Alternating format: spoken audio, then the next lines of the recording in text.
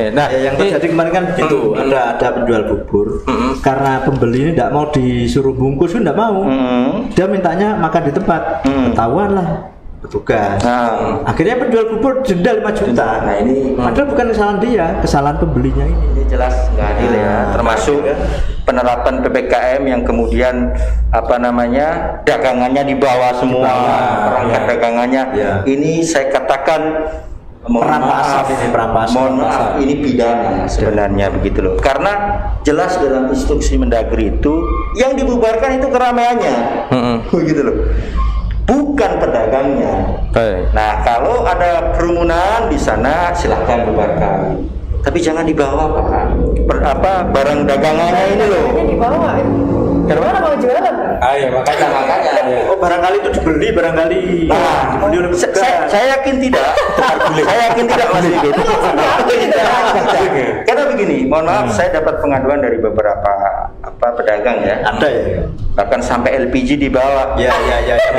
Saya ditanya, Mas, saya kemarin ngambil ke Polres, dilempar ke Polsek. Polsek dilempar lagi ke Polres. Polres dibalikin ke Polsek. Setelah itu saya tanya, nunggu keputusan gubernur. Kata apa hubungannya? LPG sama gubernur. Begitu kan itu. Harus jelas begini. Satpol PP misalkan ini okelah dirampas dengan dalil biar Anda nggak jualan lagi, nggak merusak PPKM. Begitu. Terus makan apa kalau nggak jualan? Nanti saya jawab itu. Yang jelas barang ini kan harus jelas nih. Setelah diambil dikemanakan. Terus pedagang ketika mau ngambil prosedurnya seperti apa, ini kan harus jelas semua, harus clear, proses hukumnya harus clear. Oke, silahkan ambil dengan dalil penegakan peraturan. Tapi pasca itu kemudian hak saya mana sebagai masyarakat, balikin dong punya saya. Nah begitu. Nah, ada ini Homengki, tadi dikatakan ada substansif, terus ada struktural dan apa ini tadi? Ya. Ada tadi kultur masyarakat itu seperti apa? Kalau umpamanya masyarakat mendapatkan perilaku yang seperti tadi ya, kira-kira kudunya ning ndi gitu. Baik, masyarakat apa yang harus dilakukan? Iya, namanya keadilan. Itu tidak barang jadi langsung jatuh dari langit. Jadi masyarakat juga harus sadar, berjuanglah untuk mendapatkan keadilan itu. Caranya bagaimana? Bisa mengadukan ke LSM misalkan, bisa mengadukan ke saya misalkan lawyer untuk memperjuangkan hak-haknya, atau bisa mengadukan ke instansi pemerintah atau ke Polri sendiri.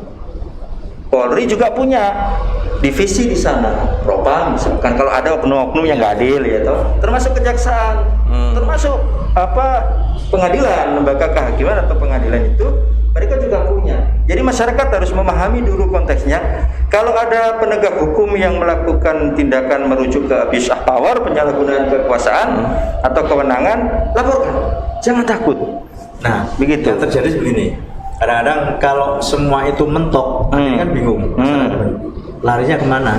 Baik, kalau itu sudah laporan dan mentok kemana-mana, surati presiden. Kalau presidennya mentok lagi, maka mari kita mengadakan tangan ke atas, ya Allah selamatkan saya dari pemimpin yang zalim. Karena keadilan itu ada di luar gitu.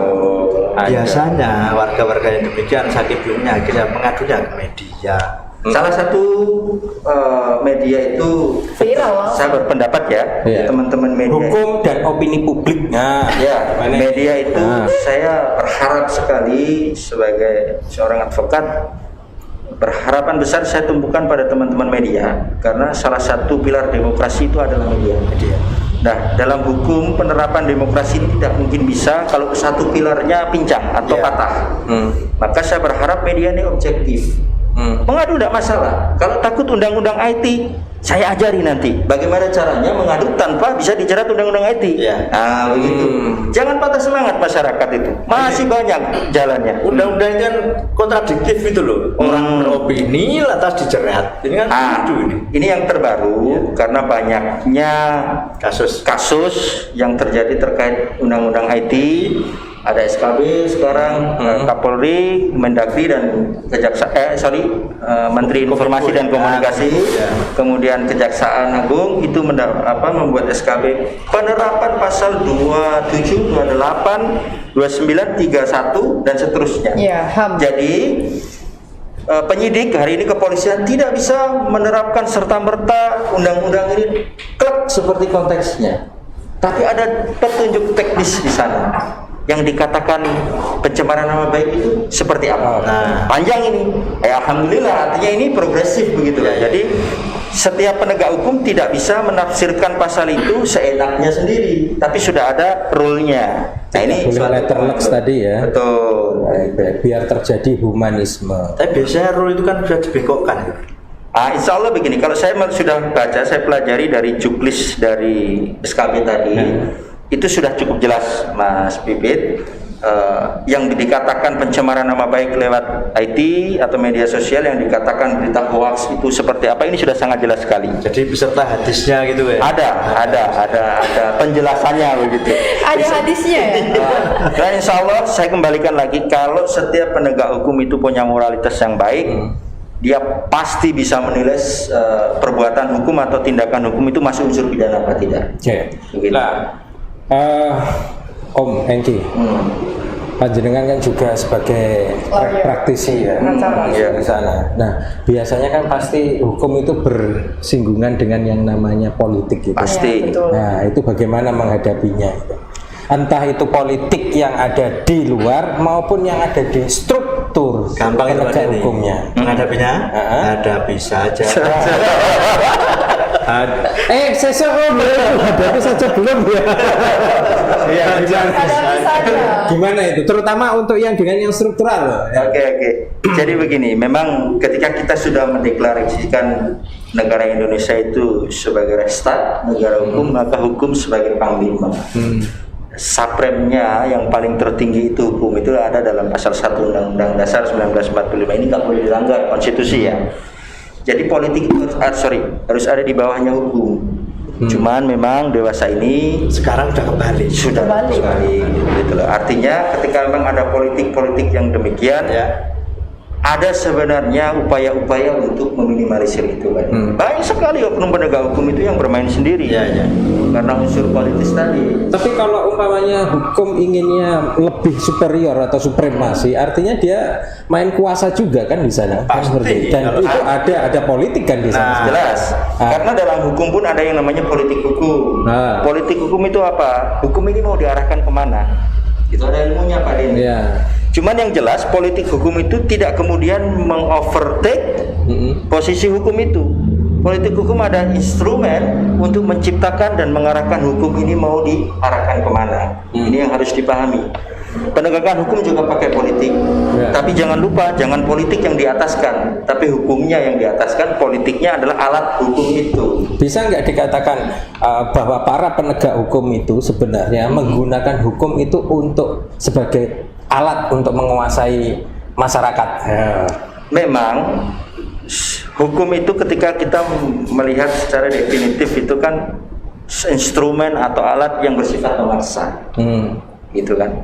Jadi sebuah aturan atau hukum dalam penegakan hukum itu tidak akan mungkin bisa tanpa paksaan. Ada perbuatan yang dilarang, ada perbuatan yang dibolehkan. Ketika dilarang itu dilanggar, maka ada sanksi. Sanksinya jelas karena kepastian hukum. Namun penerapannya lagi-lagi kembali ke penegak hukumnya, begitu. Kalau penegak hukumnya ini jeli dan baik, insya Allah tidak ada masalah. Bagaimana cara mengatur penegak ini baik ya? Kembali lagi ke moral Pak Denny. Lah masalahnya tadi saya juga mau tanya ini. Tadi kan ada katanya moral kan begitu. Harus ada moral yang baik. Ini moral ini bicara. Kita tulis sih moral. Kalau moral itu pasti baik kan. Yang tidak baik itu ya merusak tadi. Seyogianya begini, negara kita itu sebagai Restat atau negara hukum itu sudah ada yang namanya lembaga ya. Jadi setiap penegak hukum itu dididik untuk bermoral baik. Pasti itu Pak ini baik di lawyer, kepolisian, jaksa atau hakim. Nah, cuman pada saat penerapannya inilah yang kemudian moral manusia ini dimensinya ini tidak lagi ngomong masalah dimensi di dunia. Moral berkaitan erat dengan iman dan sebagainya bagi yang muslim. Di ajaran agama lain pun demikian. Kita selesai ya. Ya memang gitu. Ya, mohon maaf ya. Iya. Memang itu tidak bisa dipisahkan Pak Den. Iya. Insya Allah